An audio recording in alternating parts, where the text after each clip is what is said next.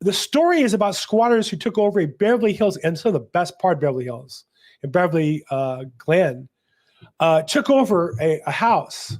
The owners went on a vacation, and then for 3 months, and discovered somebody moved in their house, changed the locks, started coming up with fake leases, renting out the house for parties.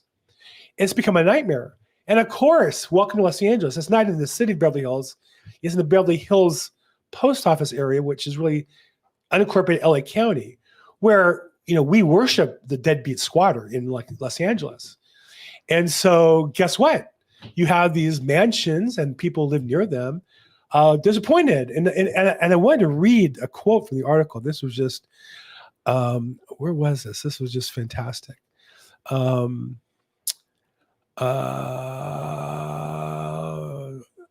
He quoted what was going on in the property as far as how many they're drunk people, and there's a pit bull, and there's, here you go. This is the world envisioned by our politicians. There's a roaming pit bull with children around. There are people drunk and stoned, wobbling, walking in and out, and then driving the canyons. Does somebody need to be killed before the police will do something? This was the neighbor asking a question. He said the tenants living in their house, the next door neighbor rents their house. And so the tenants living in the house had to hire an armed security guard to protect themselves. So you have wealthy people hiring armed guards so they're safe. Meanwhile, these people are coming in, having a party, smoking pot, drinking, and then driving home. Well, gee, how does that work out? This is the world our politicians want to see. As long as they vote and keep them in power, they don't care. Unless it hits one of their kids, then they're going to care. The other problem that intersects here, so you have on one hand the lack of enforcement of eviction laws. On the flip side, which eviction laws have been on a free fall. Politicians have been at war with landlords for the last 5 years. COVID sped it up. It continues.